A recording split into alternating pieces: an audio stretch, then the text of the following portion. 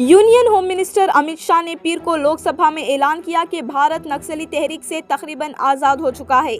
इन्होंने कहा कि माओइस्टों का आला इदारा और मरकजी ढांचा तकरीबन मुकम्मल तौर पर ख़त्म हो चुका है।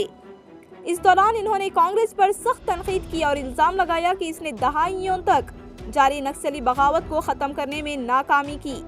शाह ने कहा कि कांग्रेस के राहुल गांधी नक्सली हामियों के साथ दिखाई दिए और माओइस्टों के हक में मवाद शेयर किया। इन्होंने ये भी बताया कि माओइस्टों से मुंसलिक कई फ्रंटल तंजीमें भारत जोड़ो यात्रा में शामिल थीं।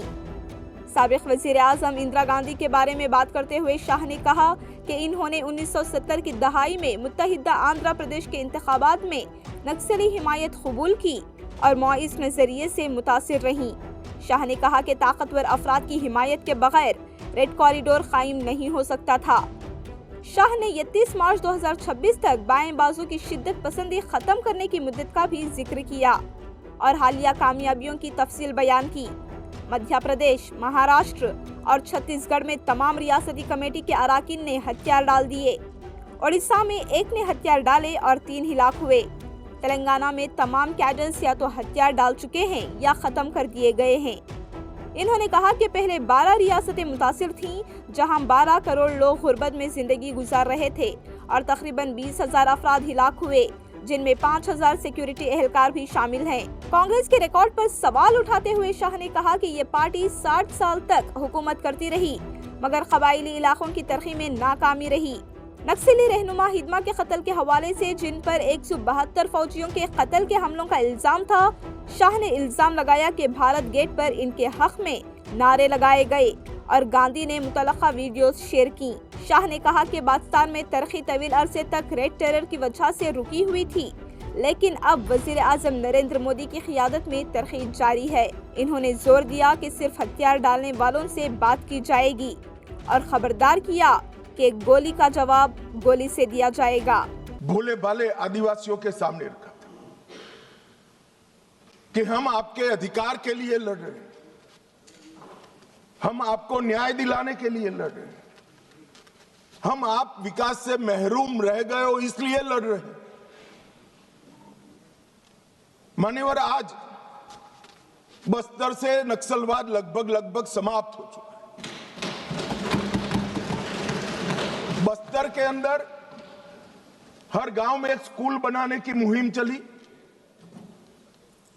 बस्तर के अंदर हर गांव में राशन की दुकान खोलने की मुहिम चली।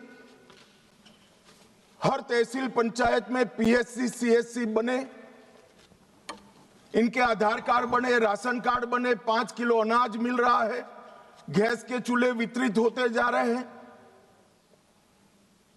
मैं इतना ही पूछना चाहता हूं, नक्सलवाद की जो लोग यहां पर वकीलात कर रहे थे उनको, कि ये 70 से अब तक क्यों नहीं मिला। पूरे देश को तो 2014 में नरेंद्र मोदी जी की सरकार आने के बाद देश के हर गरीब को घर मिला, गैस मिला, शुद्ध पीने का पानी मिला, 5 लाख तक का बीमा मिला, प्रति व्यक्ति प्रति माह 5 किलो अनाज मुफ्त मिला।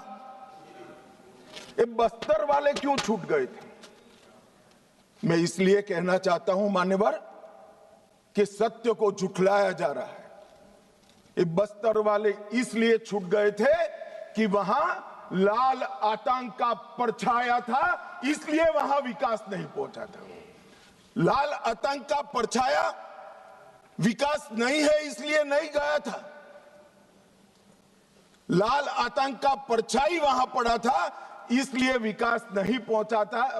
आज परछाई हट गई है और बस्तर विकसित हो रहा है। मान्यवर, बस्तर में विकास